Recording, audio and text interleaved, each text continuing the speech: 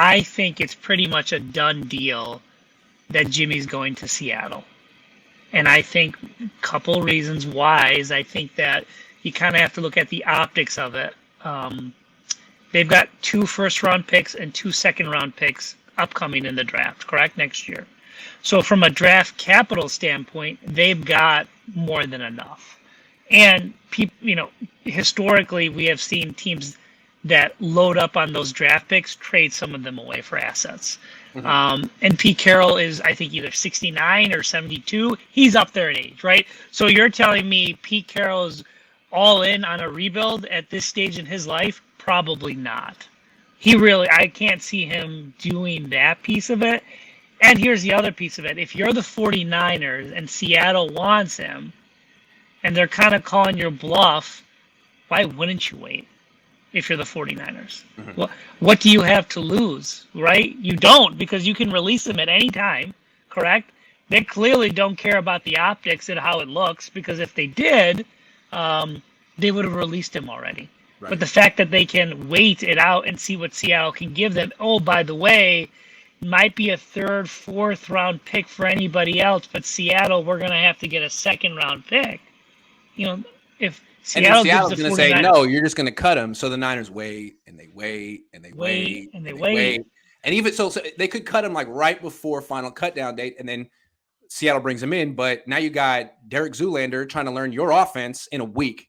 That's rough. Well, hey, I also think Seattle is grossly underrated, and I think their running back they drafted is a prime candidate for Rookie of the Year. And I don't think they're going to be as bad as everyone thinks they are. I think they're going to be hovering around 500. Just because if you hand off the ball and you play really good defense, chances are you're going to be in the game until the 4th quarter. They just don't have Russell Wilson to pull them out anymore. Right? So they got to do with their again, they don't have Russell Wilson, so they're not going to win those crazy games that they've been winning the last decade in Seattle. And so it'll be interesting to see what happens, because he was truly that X factor. He just took over the game in the 4th quarter, whether it be his legs or those passes. He got it done for them more often than not, and I think they're going to be in games, and then they're going to fall flat on their face in the 4th quarter, much like the Niners did with Beathard and a couple other people down in 2000. I think it was like 19 or 18 when they were in almost every single game. And then, 4th quarter hit and they were gone. I think 2020 was like that as well. Hold on. Do you think that week 2, the Niners home opener at Levi's against Seattle, do you think that's going to be Trey against Jimmy? Yes. Wow. Yes. Wow. That sounds phenomenal. I'll be there. I'll fly for that one just for the optics of it. I feel that's homemade popcorn ready. And the other thing I wanted to say was there's been a lot of talk about power rankings, and I want to tell the folks, either on here, for the most part, don't listen to anybody. Go up, look at what Vegas says. Typically, they're the ones making a lot of money. And, I have it up here, Sports Illustrated, the booking, it opened 1,600 for the Niners to win. They're still at 1,600. And rather, the optics of it, they didn't get better or worse this offseason. They stayed the same. I will tell you the biggest. Hold on. Can we come back to the other thing? Because I'm just blowing my mind on the Seahawks thing. Let's stick with the Seahawks. Do you think that the Seahawks are out of desperation to get Jimmy Garoppolo on their team as soon as possible and in their playbook that they're going to actually trade with the Niners, or they're just going to wait? No, they have the draft capital. You're telling me right now, if you need a starting quarterback and Pete Carroll's like, I can win 7 games with Andrew Luck, don't you think he could probably say I can win 10 games with Jimmy Garoppolo? You don't think Jimmy Garoppolo can do the same thing with DK Metcalf like he can do with Deebo Samuel? I'm asking you. The optics of it. You don't think DK Metcalf can take a 5-yard slant and take it to the house? Of course he can. You don't think Jimmy can do that? If I were Pete Carroll, I would rather just see what happens with Drew Lock and then draft a quarterback next year than win 10 games with Jimmy Garoppolo and go to the playoffs and let him turn into a pumpkin like he always does and lose. But remember, Seattle has new ownership, right? They're going to want to do wins. They basically are just like the 49ers when they trade him away. You don't think the Seattle owner is going to be looking over there at Denver to see what their record is and say, hey, you just got rid of a guy who just won 12 games his first year and we're in the toilet? What is that going to do for Pete Carroll and that general manager? I would think though, that when they got rid of Russell Wilson, the owner was like, okay, what's the plan at quarterback? And I'm sure Pete Carroll was like, we're going to trade for Jimmy Garoppolo. No, I'm sure he was like, we're going to draft. The 2023 draft is a great class of quarterbacks. We're going to get freaking whoever. Levis. I don't even think so. I think Pete Carroll historically has undervalued quarterbacks because he won a Super Bowl with Russ not being the showcase. It was much like Jimmy with the again. I'm not saying Jimmy and Russ. I'm not comparing them.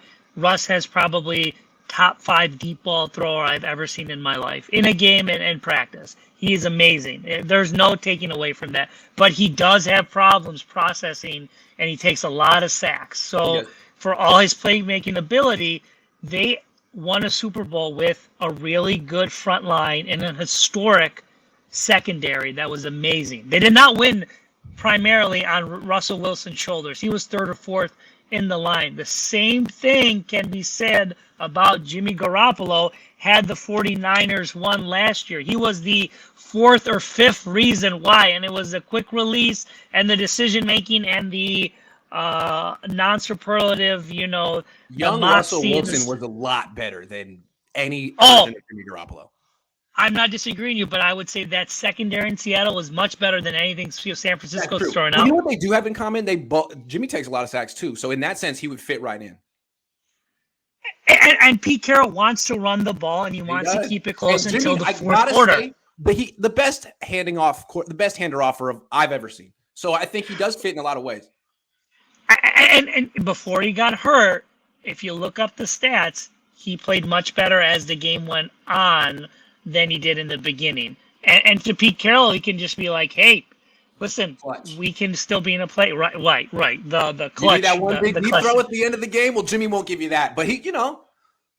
He'll dink it and dunk it, and Pete Carroll will be happy because he can he can protect his offensive line. Here's the other thing: Russell Wilson held the ball an extraordinarily long amount of time, and not many offensive linemen do well with that. Not in this day and age. And like it or not, it used to be, yeah. No. So in my mind, I think it's going to happen. I think the reason why they're slow-kicking it, maybe I'm a conspiracy theorist. I think they already know there's a plan. I think Jimmy's going to sign off for Seattle for a year, a show-me deal. It's not a ready-win team, but it's not like the Houston Texans. They've got a good front office. They've got good pieces there, right, in the secondary. They're not as good as the defensive line, but in the perimeter, Seattle's good as anybody on both sides of the ball, perimeter-wise. Their wide receivers and their corners, other than like the Rams, they've got pretty good perimeter players. And so it's going to be Pete Carroll and them trying to orchestrate that piece of it. It's the 49ers getting a little bit more, and they got to hope they don't get swept. And that's what I think is going to happen. To the second point with the predictions, the 49ers haven't gotten worse or better. They're the exact same. What I'm interested to see is that I'm looking at my screen, the biggest jump were the Philadelphia Eagles in the NFC. They're right behind the 49ers in win-loss and Super Bowl contention, and they were not in the beginning of the season. So Vegas is telling you that Philly is right up there in the echelon of NFC teams. And that's going to be very interesting. Very interesting. People should not be sleeping on. And the 49ers play almost 2/3 of their games against the top 16 teams Vegas thinks is going to go to the Super Bowl or represents the Super Bowl, which is very difficult. Which is going to be very difficult. And they're up there. They're the 4th best team in Vegas's eyes. So are they the 4th best team? Maybe if it breaks certain ways. But they got 2 other teams in the Saints and the Eagles that are right behind them. And those 3 could be, you could match them up anyway the way you want to talk about it. Karan, thank you very much. Have a good one.